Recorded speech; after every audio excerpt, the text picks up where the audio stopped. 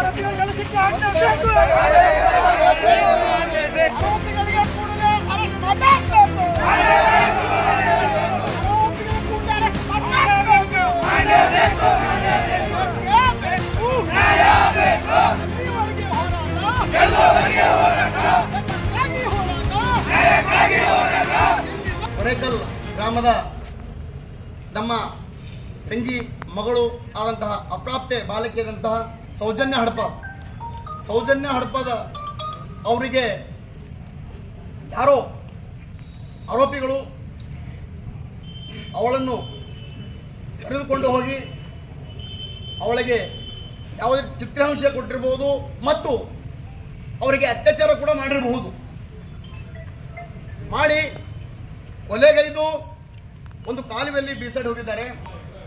ಅದಕ್ಕೋಸ್ಕರ ಆ ನಮ್ಮ ತಂಗಿಗೆ ಸೌಜನ್ಯ ಹಡಪದವರಿಗೆ ನ್ಯಾಯ ಸಿಗಬೇಕು, ಅವರ ಆತ್ಮಕ್ಕೆ ಶಾಂತಿ ಆಗ್ಬೇಕಂತಂದ್ರೆ ಆ ಕಳ್ಳನ ಮಕ್ಕಳು ಕಂತ್ರಿ ನನ್ನ ಮಕ್ಕಳಿಗೆ ಕೂಡಲೇ ಪೊಲೀಸ್ ಇಲಾಖೆ ಬಂಧನ ಮಾಡಬೇಕು. ಬಂಧನ ಮಾಡಿ ಅವರಿಗೆ ಗಲ್ಲು ಶಿಕ್ಷೆ ನೀಡಬೇಕು. ಒಂದು ವೇಳೆ ಗಲ್ಲು ಶಿಕ್ಷೆ ನೀವು ತಮ್ಮ ಕೈ ಮಾಡಲ್ಲ ಅಂದ್ರೆ ಆಂಧ್ರ ಮಾದರಿಯಲ್ಲಿ ಎನ್ಕೌಂಟರ್ ಮಾಡಿ ಹೊಡಿಬೇಕು. ಇಲ್ಲಪ್ಪ ಅದು ಆಗಲಿಲ್ಲ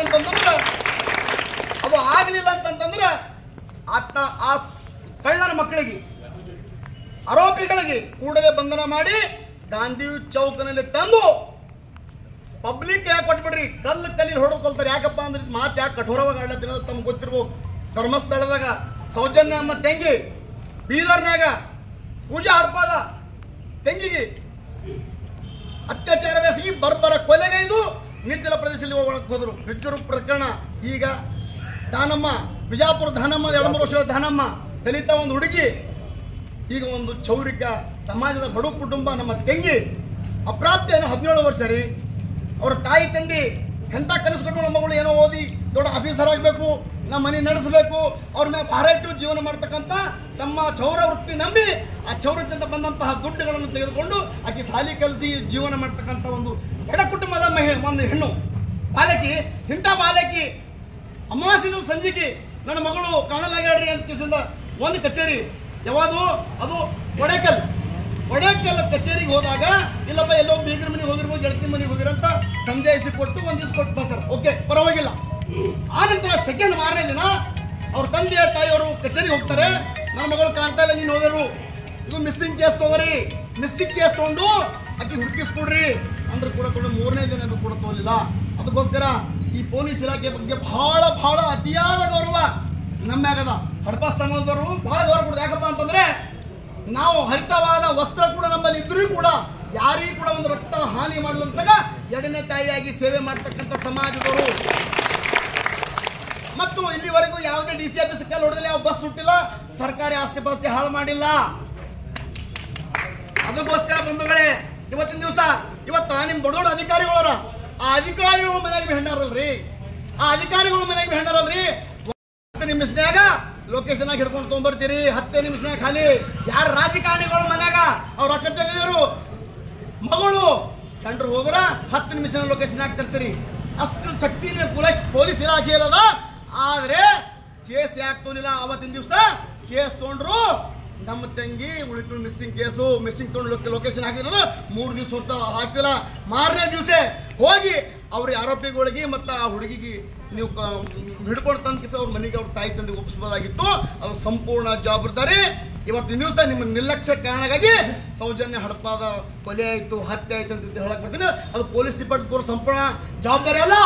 ಆ ಕೊಡೇಕಲ್ PSI ಮತ್ತು ಅಲ್ಲಿ ಸಿಬ್ಬಂದಿ ವರ್ಗದವರು ಕೂಡಲೇ ಸಸ್ಪೆಂಡ್ ಮಾಡಬೇಕು. ಅವರಿಗೆ SP ಸಾಹೇಬರು ಯಾದಗಿರಿ ಇದು ಬಹಳ ಕಠೋರವಾಗಿರ್ಬೋದು.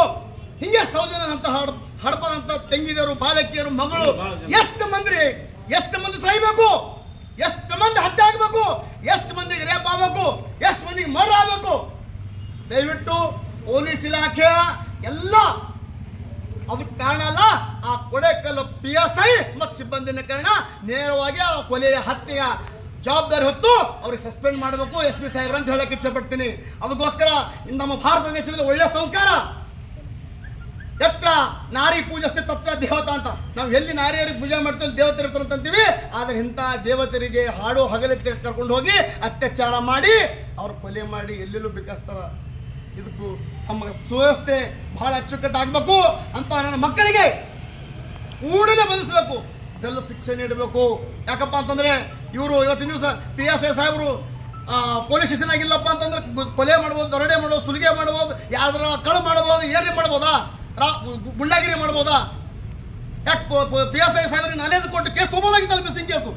ಅದಕ್ಕೋಸ್ಕರ ಸಂಪೂರ್ಣ ಜವಾಬ್ದಾರಿ ಮಾನ್ಯ SP ಸಾಹೇಬರು ಯಾದಗಿರಿ ಅವರೇ.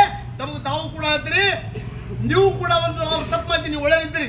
ಯಾರು ನಮ್ಮ ಪೃಥ್ವಿರಾಜ್ ಶಂಕರ್ ಸರ್, ನೀವು ತಾವು ಒಳ್ಳೆದಿದ್ದೀರಿ. ಆ ಪೊಲೀಸ್ ಸ್ಟೇಷನ್ ಸಿಬ್ಬಂದಿ ನಿಮ್ಗೆ ತಪ್ಪು ಮಾಹಿತಿ ಕೊಟ್ಟದ, ಆಕಿ ಯಾರಿಗೋ ಪ್ರೀತಿ ಮಾಡ್ತೀರಂತ, ತಾಯಿ ತಂದೆ ಬೇರೆಯವ್ರ ಲಗ್ನ ಮಾಡ್ರಂತ, ಅಸಲಕ ಆ ಒತ್ತಡದಿಂದ ಹೋಗಿ ಸೂಸೈಡ್ ಮಾಡ್ಕೊಂಡು ಸುಳ್ಳು, ಸಾಧ್ಯನೇ ಇಲ್ಲ.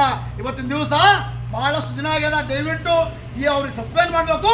ಮತ್ತು ಎರಡನೇದಾಗಿ ಈ ಒಂದು ಆರೋಪಿ ನನ್ನ ನನ್ನ ಮಕ್ಕಳಿಗೆ, ಲೋಫಾರ್ ನನ್ನ ಮಕ್ಕಳಿಗೆ ಅವರಿಗೆ ಕೂಡಲೇ ಬಂಧನೆ ಮಾಡಿ ಜೈಲು ಶಿಕ್ಷೆ ಮಾಡಬೇಕು. ಯಾಕಪ್ಪ ಅಂದ್ರೆ ಇದನ್ನು ಢೀಲ ಬಿಟ್ಟರಪ್ಪ ಅಂದ್ರೆ ಇವತ್ತು ಶಣಪ್ಪ ಹಡಪದ ಮಗಳು ಸೌಜನ್ಯ ಸುತ್ತ ನಾಳೆಗೆ ನಿಮ್ಮ ಮನೆಯಾಗ ನಿಮ್ಮ ಅಕ್ಕ ತಂಗಿದ್ರೆ ಯಾರಿಗೆ ತೊಗೊಂಡು ಹೋಗ್ಬೋದು ಅಂತ ಇವತ್ತು ಹೇಳಕ್ಕೆ ಇಚ್ಛೆ ಬರ್ತೀನಿ. ಅದು ಆಗ್ಬಿಟ್ಟಂದ್ರೆ ಅಂತ ಆ ಕಳ್ಳನ ಮಕ್ಕಳಿಗೆ, ಕೊಲೆಗಡಕರಿಗೆ ಇವಾಗ ಸ್ವಪ್ನ ಆಗ್ಬೇಕಂದ್ರೆ ನೀವು ಪೊಲೀಸ್ ಡಿಪಾರ್ಟ್ಮೆಂಟ್ ಕಾರಣದ.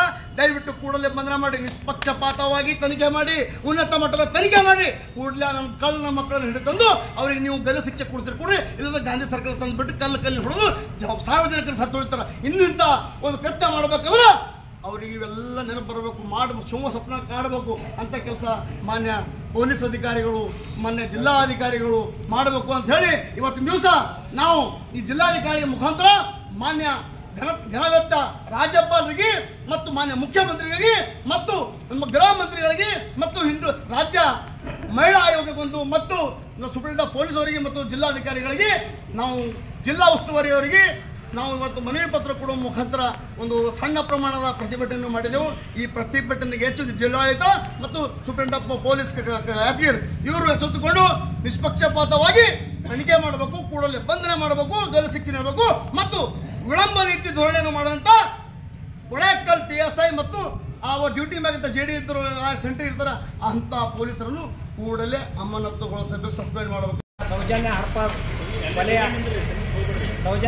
ಕೊಲೆ ಆದದ್ದಕ್ಕಾಗಿ ಜಿಲ್ಲೆಯಾದ್ಯಂತ ನಮ್ಮ ಎಲ್ಲ ಸಮಾಜದ ಜನರಿಗೆ ನೋವುಂಟಾಗಿದ್ದು, ಅದಕ್ಕೋಸ್ಕರ ನಾವು ಮನನೊಂದು ಅಲ್ಲಿ ನಮ್ಮ ಕೊಡೇಕಲ್ ಸ್ಟೇಷನ್ದಲ್ಲಿ ಸರಿಯಾಗಿ ನಮಗೆ ಸ್ಪಂದಿಸದೇ ಇರೋದ ಕಾರಣ ಅದಕ್ಕೋಸ್ಕರ ನಾವು ಪ್ರತಿಭಟನೆ ಮಾಡಬೇಕಾಗಿತ್ತು. ಕೊಲೆಯಾಗಿ ತಿರುಗಿ 5 ದಿವಸ ಆದರೂ ಇನ್ನೂವರೆಗೂ FSL ರಿಪೋರ್ಟ್ ಬರಲಿ, ಇದು ಬರಲಿ, ಆನಂತರ ಅದು ಪೋಸ್ಟ್ ಮಾರ್ಟಮ್ ರಿಪೋರ್ಟ್ ಬರಲಿ ಅನ್ನೋ ಒಂದು ದ್ವಂದ್ವವಾದಂಥ ಹೇಳಿಕೆ ನೀಡುವುದರಿಂದ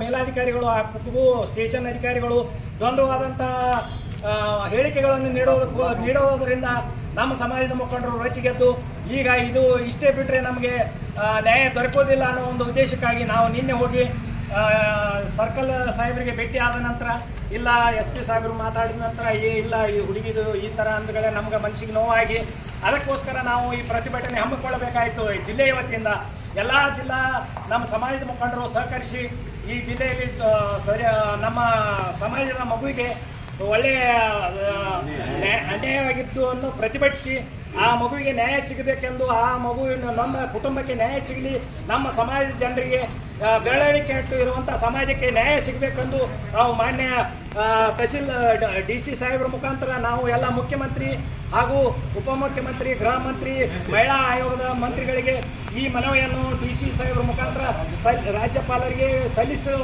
ಮುಖಾಂತರ ಈ ಬೃಹತ್ ಪ್ರತಿಭಟನೆಯನ್ನು ಹಮ್ಮಿಕೊಂಡಿದ್ದು, ನಾವು ಜಿಲ್ಲಾ ಅಧ್ಯಕ್ಷರಾಗಿ ನನ್ನ ಒಂದು 2 ಮಾತುಗಳನ್ನು ಈ DC ಆಫೀಸ್ನ ಮುಂದಗಡೆ ಮಾತಾಡೋದಕ್ಕಾಗಿ ಅವಕಾಶ ಕೊಟ್ಟದಕ್ಕಾಗಿ ಧನ್ಯವಾದಗಳು.